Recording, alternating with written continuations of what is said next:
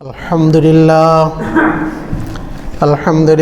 नहमदुहु व नस्तईनुहु व नस्तगफिरुहु व नु'मिनु बिही व नतवक्कलु अलैहि व नऊज़ु बिल्लाहि मिन शुरूरि अनफुसिना व मिन सय्यिआति अमालिना मन यहदिहिल्लाहु फला मुज़िल्ल लहु व मन युज़लिल्हु फला हादिय लहु وأشهد أن لا إله إلا الله وحده لا شريك له وأشهد أن محمدا عبده ورسوله أما بعد فإن خير الحديث كتاب الله وخير الهدي هدي محمد صلى الله عليه وسلم وشر الأمور محدثاتها وكل محدثة بدعة وكل بدعة ضلالة وكل ضلالة في النار فأعوذ بالله من الشيطان الرجيم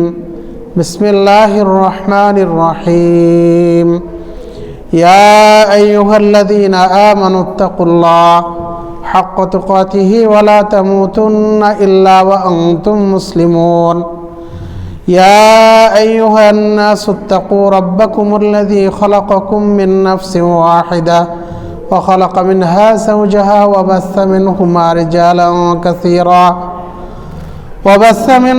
رجالا ونساء واتقوا الله الذي تساءلون به والأرحام إن الله كان عليكم رقيبا يا أيها الذين آمنوا اتقوا الله وقولوا قولا سديدا يصلح لكم أعمالكم ويغفر لكم ذنوبكم ومن يطع الله ورسوله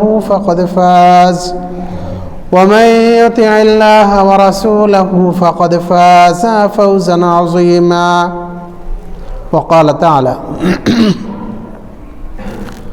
ومن يتق الله يجعل له مخرجا ويرزقه من حيث لا يحتسب وعن عمر بن الخطاب رضي الله عنه قال رسول الله صلى الله عليه وسلم لو كنتم توكلون حق توكله لرزقتم كما يرزق الطير تغدو خماصا وتروح بطانا رواه الترمذي بإسناد صحيح সম্মানিত মুসল্লিয়ান کرام আল্লাহ রাব্বুল আলামিনের শুকরিয়া জ্ঞাপন করছি যিনি আমাদেরকে আজকের জুমার দিনে যথাসময়ে মসজিদে উপস্থিত হওয়ার তৌফিক দান করেছেন সেজন্য আল্লাহর দরবারে আমরা শুকরিয়া জ্ঞাপন করছি আলহামদুলিল্লাহ।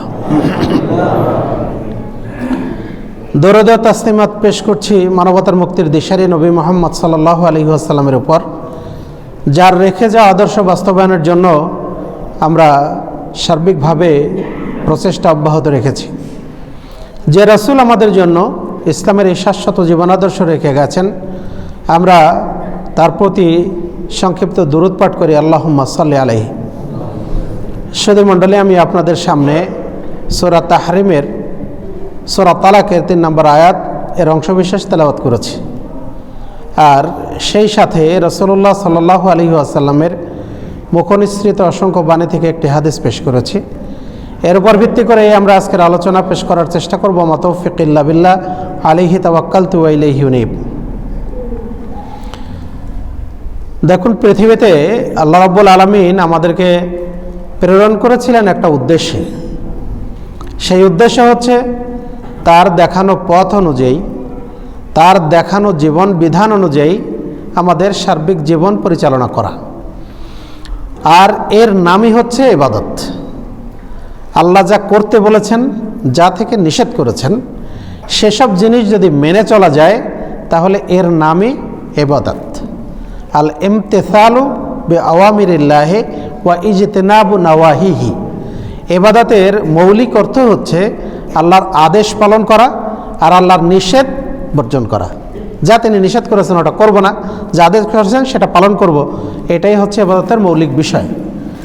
তো দুনিয়াতে আমরা ইবাদতের জন্য আসার পরে মানুষ কিন্তু আল্লাহর ইবাদতটাকে ভুলে যায়, তাই না? মানুষ সবসময় সে চিন্তা করে কিসে আমার লাভ সেটা করব, আর যেটায় বাহ্যিক দৃষ্টিতে লাভ পাওয়া যায় না, বরং কিছু ক্ষতি পরিলক্ষিত হয়, বাহ্যত কিছু ক্ষতি হয়। সুতরাং সেই কাজ মানুষ সাধারণত করে না।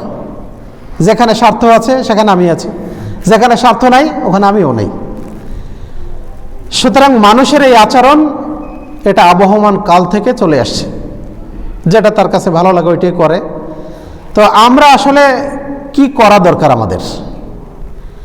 আমরা দুনিয়াবী জীবনে ধন সম্পদ, টাকা পয়সা, আমাদের বিলাসবহুল গাড়ি আর আরামদায়ক বাড়ি, এটা আমাদের সবার কাছেই পছন্দনীয়, আমরা সবাই চাই, আল্লাহও সেটা বলেছেন। তা আসলে এই চাওয়া আর পরকালীন জীবনে মুক্তি পাওয়া, এই দুটা কি এক জিনিস? এই দুটা জিনিস এক জিনিস নয়। তাহলে পরকালীন জীবনে আমরা সবাই কিন্তু মুক্তি চাই, আমরা পরকালীন জীবনে সবাই জান্নাতে যেতে চাই। রাসূলুল্লাহ সাল্লাল্লাহু আলাইহি ওয়াসাল্লাম বলেছেন যে আমি ওই লোককে দেখে আমি অভিভূত হই, আশ্চর্য হই, যে লোক জান্নাতে যেতে চায় আবার সে সারা রাত ঘুমায়। আমি ওই লোকটাকে তাকে দেখে আমি আশ্চর্য হই, যে লোকটা জাহান্নাম থেকে মুক্তি চায় আবার সে রাত্রিতে সারা রাত ঘুমায়। তাহলে আমরা কি এর ব্যতিক্রম? আমরা এর ব্যতিক্রম নই। 5 ওয়াক্ত সালাত আদায় করে, রমজান মাসের সিয়াম পালন করে, আর যাদের সামর্থ্য আছে তারা সম্পদের জাকাত দিয়ে আর হজ করে মনে করি যে আমাদের কাজ তো শেষ, বাস এই আমাদের শেষ, আর কিছু করণীয় নাই। আল্লাহ কি তাহলে শুধু এই 5টা কাজ দিয়ে আমাদেরকে দুনিয়াতে পাঠিয়েছেন? অথচ আল্লাহ বলছেন ওমা খলাকতুল জিন্না ওয়াল ইনসা ইল্লা লিয়াবুদুন, আমি মানুষ এবং জিন জাতিকে আমার ইবাদতের জন্য সৃষ্টি করেছি। তাহলে আমাদের মুখ্য মৌলিক যে জিনিসটা সেটা হলো আল্লাহর ইবাদত করা। এখন সব সময় সর্বাবস্থায় আল্লাহর ইবাদত কিভাবে করা যায় সেটা কিন্তু আল্লাহ রসুল সাল্লাল্লাহু আলাইহি সাল্লাম তিনি আমাদেরকে দেখিয়েছেন। এই কাজ করলে আল্লাহর ইবাদত হয়, আর এই কাজ না করলে আল্লাহর নাফরমানি হয়। তাহলে সেগুলি যদি আমরা করি আমাদের জীবনের, একেবারে ধরেন সকালে আমরা ফজরের আগে ঘুম থেকে উঠি, আর এশার সালাত আদায় করে নিজেদের যাবতীয় প্রয়োজন মিটিয়ে যখন আমরা ফ্রি হই তখন আমরা রাত্রে ঘুমাতে যাই। এই যে আমাদের রুটিন মাফিক এই কাজগুলি, প্রতিদিনের এই কাজগুলি, এইসব কাজগুলির মাধ্যমে যেমন দুনিয়াতে আমাদের কল্যাণ হতে পারে, আবার এই কাজগুলি যখন আমরা কোরআন এবং সহিহ হাদিস অনুযায়ী আমরা পালন করব, তখন কিন্তু এই কাজগুলির মাধ্যমে আমরা পরকালীন জীবনে ইনশাআল্লাহ নাজাত পেয়ে যাব। এগুলি আমাদের ইবাদতে পরিণত হবে যদি আমরা যথাযথভাবে সেগুলি করতে পারি। সুধী মণ্ডলী, আমি যেটা আপনাদের সামনে আলোচনা করতে চাচ্ছি সেটা হলো এই, কি করলে আমাদের সম্পদ বাড়ে, কি করলে সম্পদে বরকত হয়, আর কি করলে সম্পদে কল্যাণ বরকত এগুলি কমে যায়। কতটুকু সময় পাবো আল্লাহ ভালো জানেন। আমরা প্রথমত চেষ্টা করব যে কি করলে আমাদের সম্পদে প্রবৃদ্ধি আল্লাহ দান করেন, আমরা সেই দিকটা প্রথমত দেখব আর কি। আল্লাহ বলছেন ওয়া ইয়াত্তাকিল্লাহা ইয়াজআল লাহু মাখরাজা ওয়া ইয়ারযুকুহু মিন হাইসু লা ইয়াহতাসিব, যে ব্যক্তি আল্লাহকে ভয় করে আল্লাহ তার জন্য পথ করে দেন এবং তার জন্য অকল্পনীয় উৎস থেকে তিনি রিজিক দান করেন। কে করেন? আল্লাহ। রাসূলুল্লাহ সাল্লাল্লাহু আলাইহি ওয়াসাল্লামের সাহাবী বাড়িতে আসছে, মেহমানও সাথে আছে। এবার স্ত্রীকে বলছেন যে দেখো তো বাড়িতে কোনো খাবার আছে কিনা। সে বলছে না, কিছু নাই। তো বললাম তুমি একটু খুঁজে দেখো। তখন স্ত্রী চিন্তা করলেন যে ঠিক আছে, জাতার ভিতরেও তো কিছু থাকে অনেক সময়, যেগুলি সব সময় পরিষ্কার করা হয় না, তো আজকে একটু বিসমিল্লাহ বলে ঘুরিয়ে দেখি না কি হয়। ঘুরাইতে শুরু করেছেন, আটাও পড়তে আছে, তাই না, পড়তে শুরু করেছে। রাসূল বললেন যে দেখো তোমার এই জাতা ঘুরানো যদি শেষ না করতে, তাহলে যতদিন পর্যন্ত এটা চলতো ততদিন পর্যন্ত কিন্তু এটা আল্লাহ রাব্বুল আলামিন দান করতেন, তাই না? সুবহানাল্লাহি বিহামদিহি। রাসূলুল্লাহ সাল্লাল্লাহু আলাইহি ওয়াসাল্লামকে দাওয়াত দিলেন। জাবের ইবনে আব্দুল্লাহ রাদিয়াল্লাহু আনহু দাওয়াত দিয়েছেন রাসূলকে, বলছেন যে আল্লাহ রাসূল আমার বাড়িতে 2 জনের মতো খাবার হবে, তো রাসূল আপনি আসেন আর আপনার সাথে 2-1 সাহাবীকে নিয়ে আসেন। আল্লাহ রাসূল বলছেন এই আহলে সুফার লোকেরা চলো, জাবের দাওয়াত দিয়েছে, চলো আমরা খেতে যাই। কতজন তারা? 70-এর অধিক। এবার সাহাবী তো একেবারে চিন্তিত হয়ে গেছে যে কি হবে, আজকে হবেটা কি, আমি এতগুলো মানুষের সন্ধান কোত্থেকে করব, আমি তো লজ্জায় পড়ে যাব, এতগুলো মানুষ স্যার রাসূল নিয়ে আসছেন। আল্লাহ রাসূল জাবেরকে বললেন যে শোনো, আমি যাওয়ার আগে আটার খামির করবে, কিন্তু রুটি বানাতে শুরু করবে না, ওইভাবে রেখে দেবে। আর যেটা তোমরা গোশ তরকারি যেটা পাক করবে, এটা কিন্তু ঢাকনা খুলবে না, আমি আসবো তারপরে খুলবে। রাসূল গেলেন, এবার তিনি বিসমিল্লাহ বলে একটু থুতু লাগিয়ে দিলেন, বললেন যাও বিসমিল্লাহ বলে শুরু করে এবার রুটি বানানো। যত লোক আছে রুটি বানানো হয়েছে, খাওয়া শেষ হয়েছে, তারপরও ওই সাহাবীর স্ত্রী বলছেন যে যতটুকু খামির ছিল আমার মনে হয় অতটুকুই আছে, একটু কমেনি। সুবহানাল্লাহ বিহামদিহি। তাহলে বরকত কোথা থেকে আসে? আসমান থেকে আসেন। আল্লাহ বলছেন অফিস সামা রিজকুকুম ওয়া মা তুআদুন, ওই আসমানেই তোমাদের রিজিকের ব্যবস্থা আছে এবং তোমাদের প্রতিশ্রুত সব বিষয়ই আসমানে আছে। তাহলে রিজিক কোথা থেকে বণ্টিত হয়? রিজিক আসমান থেকে বর্ণিত হয়, আল্লাহ দান করেন। আপনি আমি রিজিক অন্বেষণ করার জন্য, উপার্জন করার জন্য চেষ্টা করতে পারি মাত্র, কিন্তু রিজিকটা আমরা হাতে করে কামাই করতে পারি না। যেমন ধরুন, কৃষক জমিতে ধান বপন করে আসে, তাই না? সময় মতো সার দেয়, তার সেচ যখন লাগে সেচটা দেয়, কিন্তু এই বীজে চারা উদ্গমন হবে কিনা, অঙ্কুর উদ্গম হবে কিনা, এটাকে কৃষক জানে? এটাকে কৃষক পারে? এ পৃথিবীর কোনো লোকের ক্ষমতা আছে যে সে এই ওখান থেকে বীজ থেকে অঙ্কুর উদ্গম করে? এই পৃথিবীর কোনো মানুষ যদি সবাই একসাথে চেষ্টা করে, তারপরে একটা ধান থেকে একটা চারা বের করার ক্ষমতা মানুষের নাই। কে করেন? আল্লাহ করেন। তাহলে আমি আপনি আল্লাহর উপর ভরসা করে ধানটা জমিনে বপন করে আসি, আমি আমের আটিটা লাগিয়ে আসি, আল্লাহ ওখান থেকে বীজ উৎপাদন করেন, ওখান থেকে চারা উৎপাদন করেন, সেখান থেকে আস্তে আস্তে সেটাকে বড় মহির হয়ে পরিণত করেন, আর সেখান থেকে আল্লাহ রাব্বুল আলামিন আমাদেরকে ফল দান করেন, তাই না? খেজুর গাছে প্রত্যেক বছরই কি খেজুর হয়? হয় না। আম গাছে প্রত্যেক বছরই কি আম আসে? আসে না। কখনো কখনো মিস যায়। কে করেন এটা? আল্লাহ করেন। তাহলে এই রিজিকের ব্যবস্থা এটা যে আল্লাহ করেন, এই রিজিকে বরকত সেই আল্লাহই দান করেন, কিন্তু তার জন্য প্রচেষ্টা আমাদের অবশ্যই করতে হবে।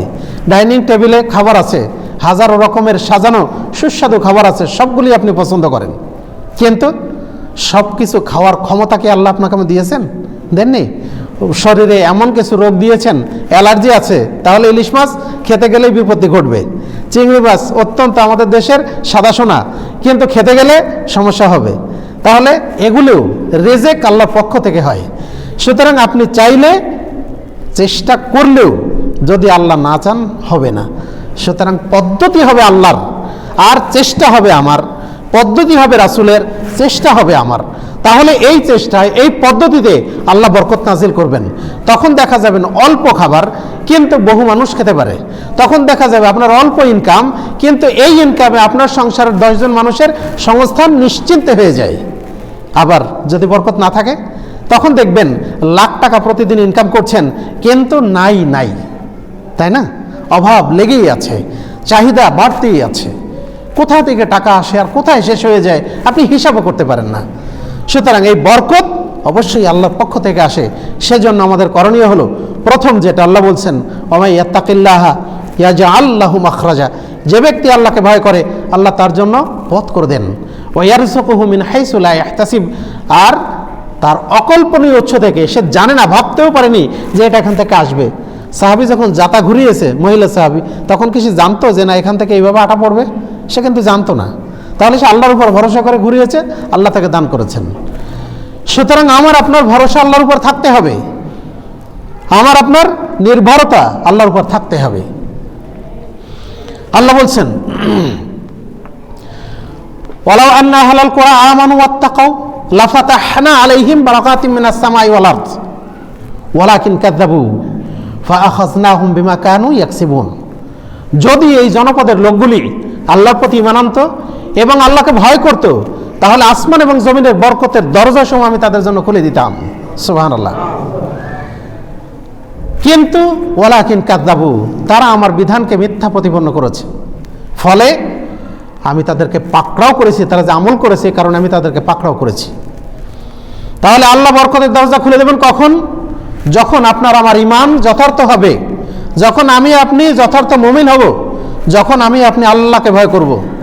আমি খেতে যাচ্ছি, তখন আমি আল্লাহর নাম নিচ্ছি, কারণ এই খাবারটাও আমি খেতে পারবো কিনা এই নিশ্চয়তা আপনার আমার নাই। তাহলে আমি আল্লাহর নামে শুরু করছি, বিসমিল্লাহ, আমি আল্লাহর নামে শুরু করছি। আমি খেয়ে শেষ করছি আলহামদুলিল্লাহ, কারণ আল্লাহ খাওয়ার তৌফিক দিয়েছেন। এমনও তো হতে পারে খেতে বসে এমনই বিষম খেয়েছেন যে আর এক লুকমাও খাওয়ার কোনো সুযোগ নাই, হতে পারে না? খেতে বসে এমন অবস্থা হয়েছে বমি করে সবই ফেলে দিলেন। তাহলে আপনি সুস্বাদু খাবার খেয়েও এটা আপনি রাখতে পারলেন না, আপনার কোনো কাজে লাগবে না। তাহলে রেজেক কইটা রাসূলের ভাষায়, যেটা তুমি খেয়েছো আর খেয়ে তুমি হজম করে ফেলেছো। মা আকালতা ফা আফনাইতা, যা খেয়েছো তা তুমি হজম করে ফেলেছো। অমা লাবিস্তা ফা আবলাইতা, তুমি যা পরিধান করেছো অতঃপর এটাকে ছিঁড়ে ফেলতে পেরেছো, একবারে শেষ পর্যন্ত পরিধান করতে পেরেছো, এটা তোমার। অমা তাসাত্তাক্তা ফাক্তানা, আর যা তুমি আল্লাহর রাস্তায় দান করেছো সেটা তুমি পরকালের জন্য জমা রেখেছো। এই তিনটা সম্পদ শুধু মানুষের। ওয়ামা সাওয়া যালিকা ফাহুয়া যাহিবুন ওয়া তারিকুহু লিন-নাস, এই তিনটা বাদ দিয়ে যা তুমি ছেড়ে যাচ্ছ, যা রেখে যাচ্ছ, সেগুলি হচ্ছে মানুষের জন্য, আর ওটা হচ্ছে তোমার পরিত্যক্ত সম্পদ। ওইটা যে আমার সন্তান ভোগ করতে পারবে এর কোনো নিশ্চয়তা নাই, কারণ দুনিয়া অত্যন্ত কঠিন জায়গা। এই জায়গায় যার পেশি শক্তি আছে তারই সব, তাই না? জোর যার মুল্লুক তার। তাহলে আপনার সন্তান যে এটা ভোগ করতে পারবে এর কোনো নিশ্চয়তা নেই। সুতরাং আপনার আমার ইমানের দাবিতে, আমার আপনার তাকওয়ার দাবিতে যথার্থ হওয়া লাগবে। আল্লাহ বলছেন, ইয়া আইয়ুহাল্লাযিনা আমানু তাকুল্লাহ হাক্কা তুকাতিহি ওয়া লা তামুতুন্না ইল্লা ওয়া আনতুম মুসলিমুন, হে ঈমানদারগণ, তোমরা আল্লাহকে যথার্থ ভয় করো আর মুসলিম না হয়ে মৃত্যুবরণ করো না। তাহলে যথার্থ ভয় কাকে বলে? রাসূলুল্লাহ সাল্লাল্লাহু আলাইহি ওয়াসাল্লাম 7 শ্রেণীর মানুষকে তিনি জান্নাতের আরশের নিচে ছায়া দিবেন কিয়ামতের দিন, যেদিন আর কোনো ছায়া থাকবে না, তাই না? তাহলে 7 শ্রেণীর মানুষের মধ্যে রাসূলুল্লাহ সাল্লাল্লাহু আলাইহি ওয়াসাল্লাম উল্লেখ করছেন, ওয়ারাজুলুন যাকারাল্লাহা খালিয়ান ফাফাজাত আইনাহু, ওই লোক যে নির্জনে রাতের গভীরে আল্লাহর জিকির করে, সালাত আদায় করে, কোরআন তেলাওয়াত করে, জিকির তাসবিহ তাহলিল করে, এগুলি করে, আর আল্লাহর ভয়ে চোখ দিয়ে অশ্রু প্রবাহিত হয়। তাহলে আল্লাহ কি তাকে দিবেন না? সে কার ভয় করে?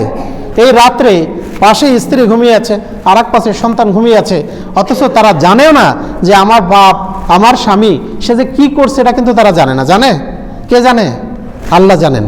আর সেই লোকটা সেখানে দাঁড়িয়ে তখন সে কবরের ভয়ে, সে হাসরের ভয়ে, সে ফুলসিরাতের ভয়ে, সে জাহান্নামের ভয়ে সে আল্লাহর কাছে দেদারসে কাঁদছে, কেঁদে বুক দাড়ি সবই ভিজিয়ে ফেলছে, বলছে আল্লাহ তুমি আমাকে মুক্তি দাও। তাহলে আল্লাহ কি তাকে মুক্তি দেবেন না? অবশ্যই দেবেন। রাসূলের হাদিস, আল্লাহ বলছেন, ইয়ানজিলু রাব্বুনা তাবারাকা তাআলা ইলা সামাই দুনিয়া, আমাদের রব তিনি দুনিয়ার আসমানে নেমে আসেন কখন? হিনা ইয়াবকা সুলুসুল লাইল, লাইলিল আখির, যখন রাতের শেষ তৃতীয়াংশ বাকি থাকে তখন আল্লাহ দুনিয়ার আসমানে নেমে আসেন। এরপর এসে তিনি বলেন হাল মিন মুস্তাগফিরিন ইয়াস্তাগফিরুলি, এমন কোনো প্রার্থনাকারী কি আছে আমার কাছে চাইবে? ক্ষমাকারী আছে, ক্ষমা প্রার্থনাকারী আছে আমার কাছে চাইবে, আমি তাকে ক্ষমা করে দেব। হাল মিন সাইলিন ইয়াসআলুনি, এমন কোনো প্রার্থী কি আছে আমার কাছে চাইবে, ফাওয়াতি আলাহু, আমি তাকে দান করব। তাহলে আল্লাহ বলেন, রাসূলের হাদিস, তাহলে আল্লাহ যেহেতু বলেন আপনি ওই সময় চান আল্লাহ কবুল করবেন, তাই না? তাহলে দোয়ারও একটা সময় আছে। আপনি যখন তখন দোয়া করলে কি আল্লাহ কবুল করবেন? আল্লাহ যখন বলছেন আপনি তখন চান, তখন আল্লাহ দোয়া কবুল করবেন। সুতরাং এই তাকওয়া, এই আল্লাহ ভীতি, এই পরহেজগারিতা আপনার আমার প্রত্যেকটি মানুষের জীবনে এটা অবলম্বন করা দরকার। আমি মসজিদ থেকে পা বের করবো কিভাবে? আমি মসজিদে প্রবেশ করব কিভাবে? আমি বাথরুমে যাব কিভাবে? আমি বাথরুম থেকে বের হব কিভাবে? আমার করণীয়টা কি এটা জানতে হবে। একজন মুত্তাকি, একজন পরহেজগার মানুষ, সে যখন বাড়ি থেকে বের হয় তখন সে চিন্তা করে আমি যে কাজে যাচ্ছি এতে কি আমার কল্যাণ আছে? আমি যে এখানে ওই জায়গায় গমন করছি সেখানে কি আমার কোনো গুনাহ আছে? সে সবসময় চিন্তা করে। যখনই সে চিন্তা করে তখনই সে হয় বেঁচে থাকে অথবা সে পাপে লিপ্ত হয়। যদি বেঁচে থাকে তাহলে সে হয় মুত্তাকি, আর যদি পাপে লিপ্ত হয় তাহলে সে হয় নাফরমান, সে হয় আল্লাহদ্রোহী, সে হয় রাসূলের বিরোধিতাকারী। সুতরাং আমি আপনি মুত্তাকি হওয়ার জন্য আমার আপনার প্রত্যেকটি কাজ চিন্তা ভাবনা করে করা দরকার। যদি আমরা এটা করতে পারি তাহলে আল্লাহ তিনি রিজিক দান করবেন, যতটুকু দিয়েছেন ততটুকু আমাদের বরকত লাভ হবে ইনশাআল্লাহ। 2 নম্বর বিষয় হলো মানুষ আল্লাহর উপর ভরসা না করে মানুষের উপর ভরসা করে, তাই না? মানুষ আল্লাহর উপর ভরসা খুব কমই করে। সে মনে করে আমার এই চাকরিটা আমি যদি বসের সাথে ভালো ব্যবহার না করি তাহলে চাকরিটা চলে যাবে। আমি যদি আমার যার অধীনে আছি তার যদি একটু তোষামত না করি তাহলে আমার উপর তিনি সন্তুষ্ট হবেন না, সুতরাং তিনি আমাকে চাকরি থেকে বরখাস্ত করবেন, অথবা আমার বেতনটা বাড়বে না, অথবা আমার পদোন্নতি হবে না। সুতরাং সে মানুষের উপর ভরসা করে। রাসূলুল্লাহ সাল্লাল্লাহু আলাইহি ওয়াসাল্লাম মানুষকে বেয়াদব হতে বলেননি, তাই না?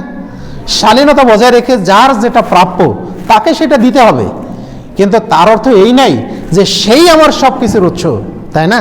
আমার চিন্তাধারা, আমার ঈমান আকীদা, আমার চেতনা এটাই আমাকে বলে দেবে, এটাই প্রমাণ করবে যে আমি কতটুকু আল্লাহকে ভয় করি, কতটুকু বান্দাকে ভয় করি, তাই না?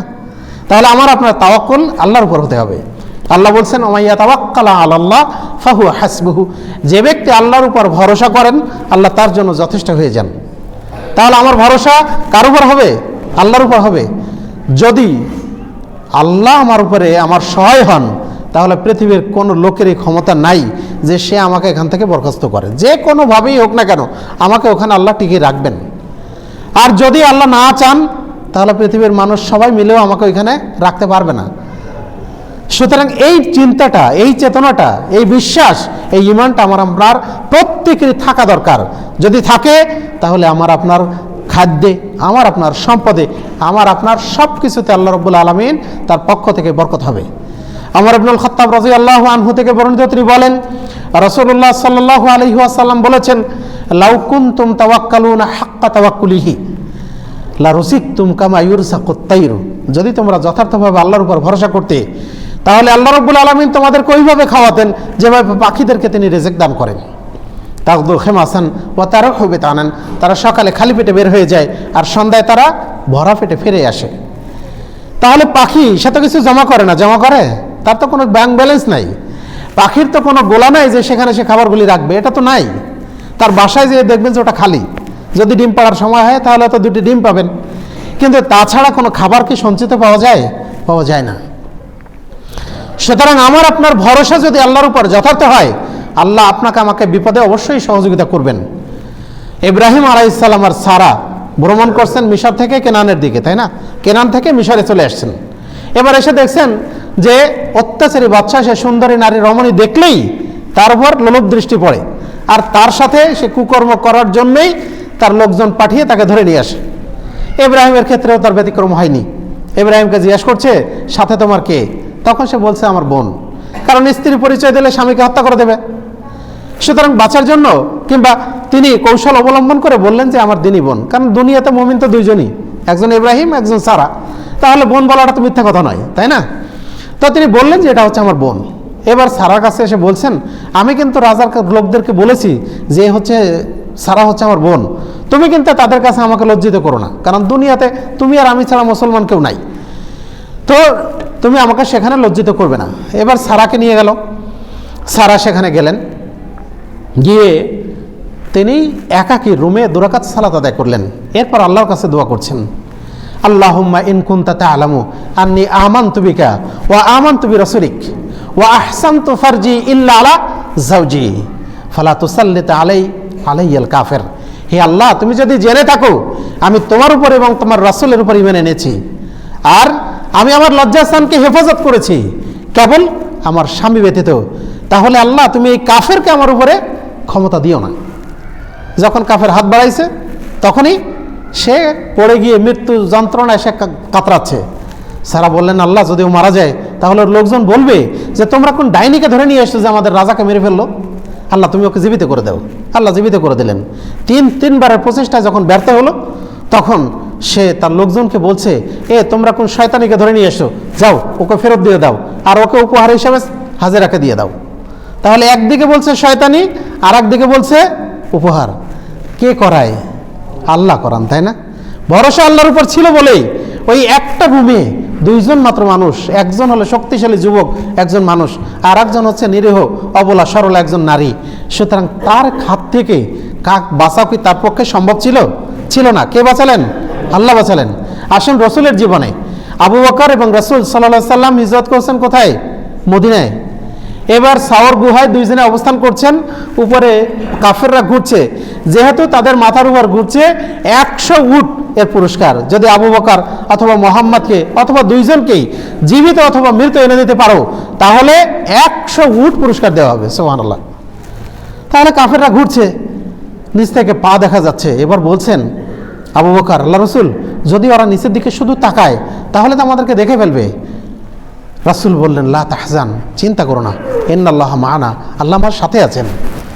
মৃত্যুর দুয়ারে বসে আল্লাহর উপরে নির্ভরতা কেবলমাত্র তাদেরই হতে পারে যারা প্রকৃতপক্ষে আল্লাহর উপরে ভরসা রাখেন। সুতরাং আপনার আমার ভরসা আল্লাহর উপরে রাখতে হবে। বিপদ আসছে, বিপদ আল্লাহ দিয়েছেন, এই বিপদ থেকে উত্তরণ আল্লাহই করবেন। কিন্তু আপনি আমি সেজন্য যদি বিপদ উত্তরণের জন্য খানকা মাজারে দৌড়াদৌড়ি করি, সেখানে যদি আমরা বাবার মাজারে আমরা গরু, ছাগল, উট এগুলি কোরবানি করি, তাহলে কি হবে? নেকি হবে না শিরক হবে? শিরক হবে। সুতরাং ভরসা থাকবে না, ইমানটা চলে যাবে। এটা নাওয়াকুজুল ইমান ধ্বংসের একটা কারণ। সুতরাং আমি আপনি আল্লাহর উপর ভরসা রাখবো।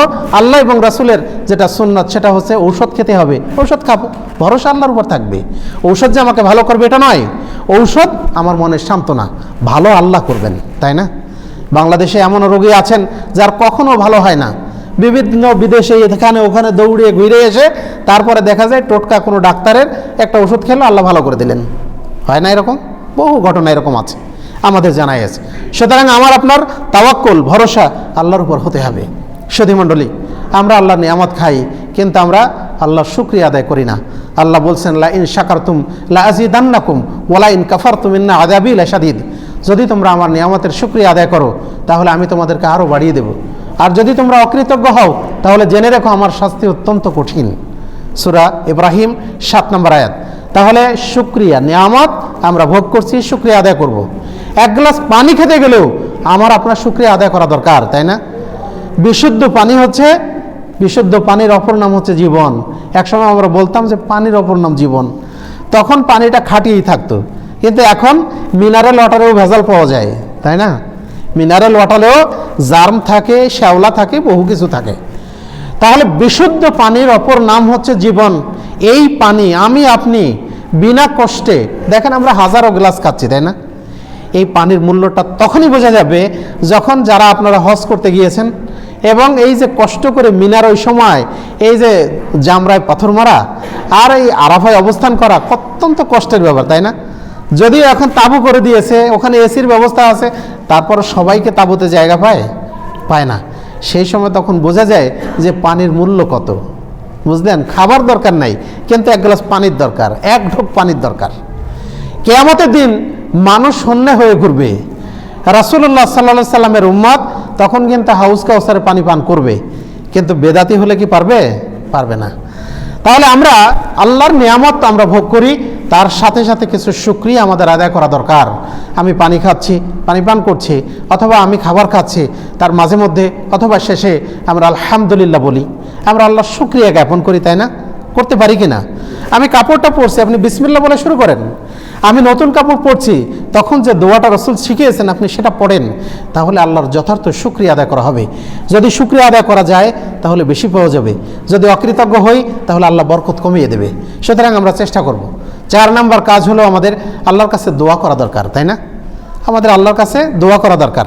আমরা দোয়া করি না, আল্লাহুম্মা বারিক লানা ফিহি ওয়াজিদনা মিনহু, হে আল্লাহ যা খাইলাম তুমি এগুলিতে আমাদের বরকত দাও এবং আরও বাড়িয়ে দাও। রাসূলুল্লাহ সাল্লাল্লাহু আলাইহি ওয়াসাল্লাম থেকে এরকম অনেক দোয়া আছে। আল্লাহ রাসূল সাল্লাল্লাহু আলাইহি ওয়াসাল্লাম দোয়া পাঠ করতেন, আল্লাহুম্মা গফিরলি, হে আল্লাহ তুমি আমাকে ক্ষমা করে দাও। ওয়া ওয়াসসি'লি ফি দারি, আল্লাহ তুমি আমার বাড়িটাকে প্রশস্ত করে দাও। ওয়া বারিকলি ফিমা রাযাকতানি, আর যা তুমি আমাকে রিজিক দিয়েছো সেটাতে তুমি বরকত দান করো। তাহলে আমরা আল্লাহর কাছে চাইবো, তাই না? আল্লাহর কাছে চাওয়া দরকার, বান্দার কাছে নয়।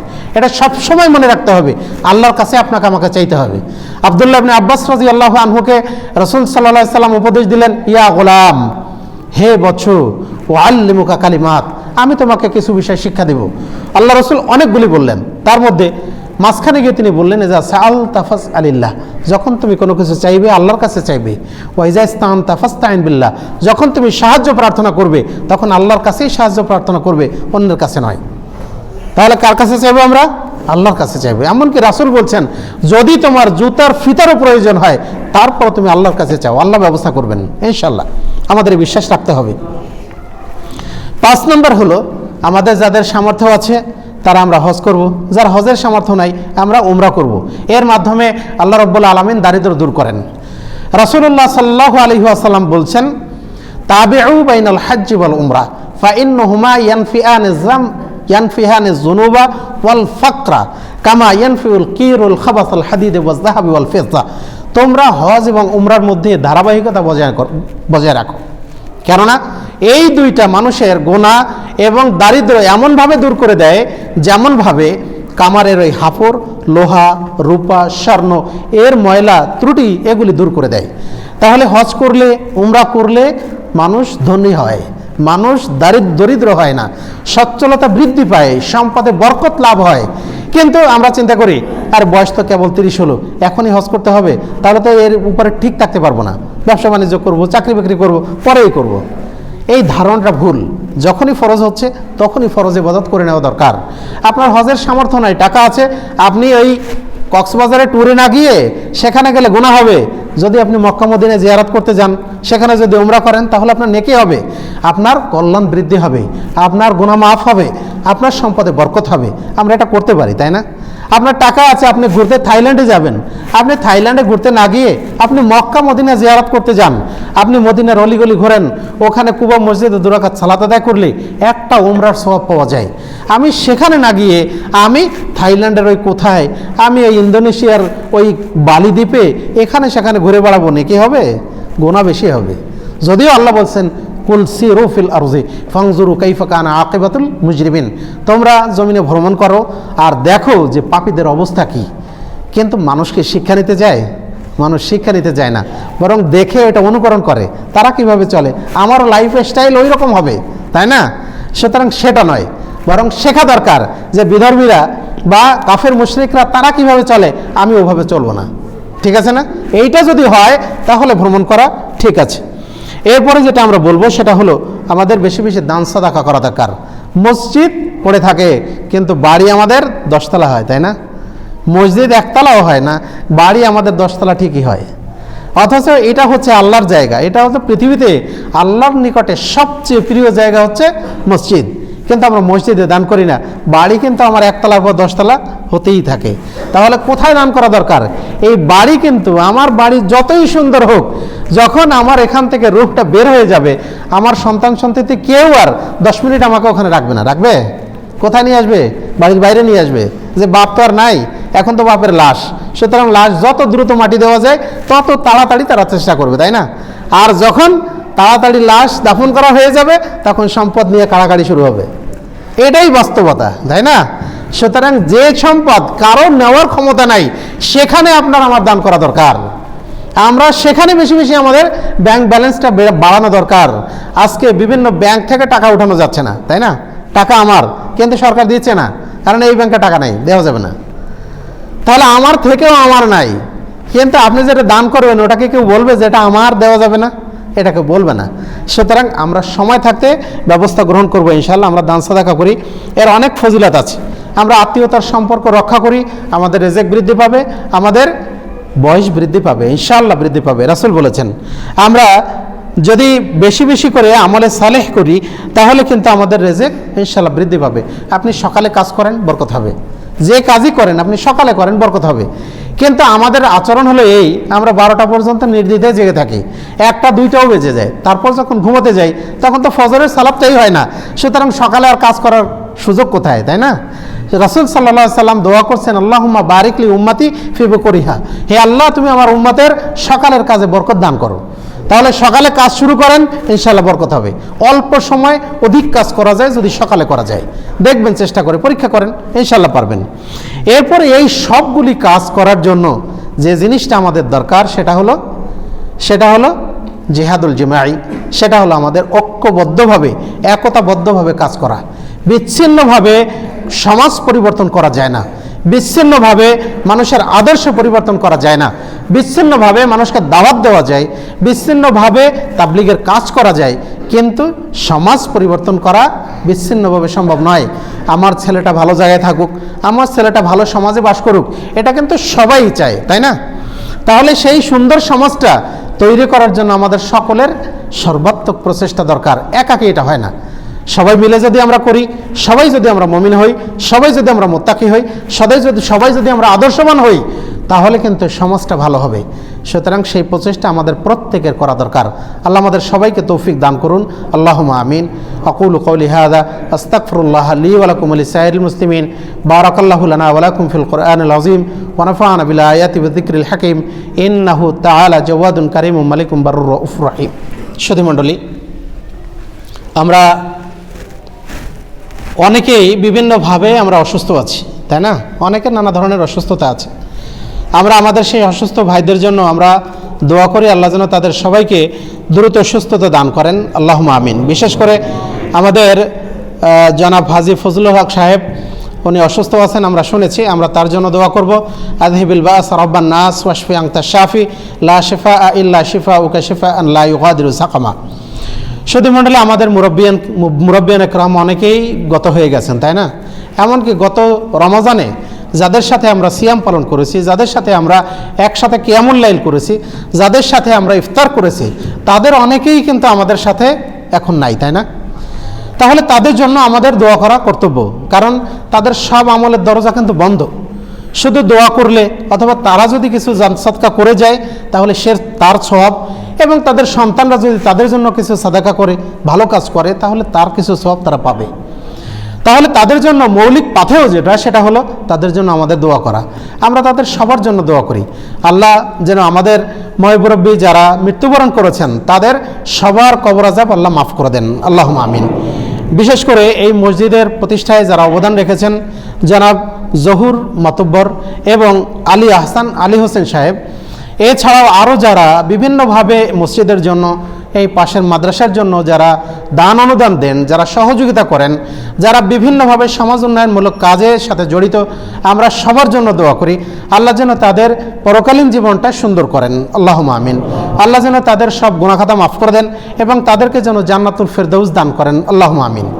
সেই সাথে আমরা যারা জীবিত আছি, আল্লাহ যেন আমাদের প্রত্যেককে সবাইকে যেন পূর্ণাঙ্গ মুমিন হওয়ার এবং প্রকৃতপক্ষে মুত্তাকি হওয়ার তৌফিক তিনি আমাদেরকে দান করেন। আল্লাহুম্মা আমিন।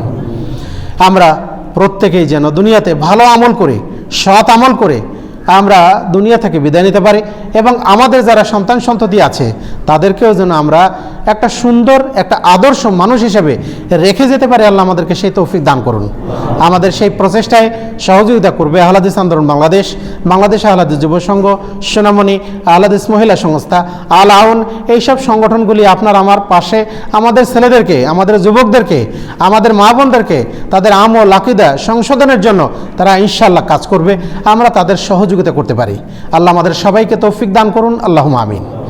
ইবাদাল্লাহ রাহিমাকুমুল্লাহ, ইন্নাল্লাহা ইয়া'মুরুকুম বিল আদলি ওয়াল ইহসান ওয়া ইতাইযিল কুরবা ওয়া ইয়ানহা আনিল ফাহশাই ওয়াল মুনকারি ওয়াল বাগই ইয়া'iযুকুম লাআল্লাকুম তাযাক্কারুন ওয়াযকুরুল্লাহা ইয়াযকুরুকুম ওয়াদউহু ইয়াস্তাজিব লাকুম ওয়া লাযিকরুল্লাহি তাআলা আ'লা ওয়া আওলা ওয়া আজাল্লু ওয়া আতাম্মু আকবার।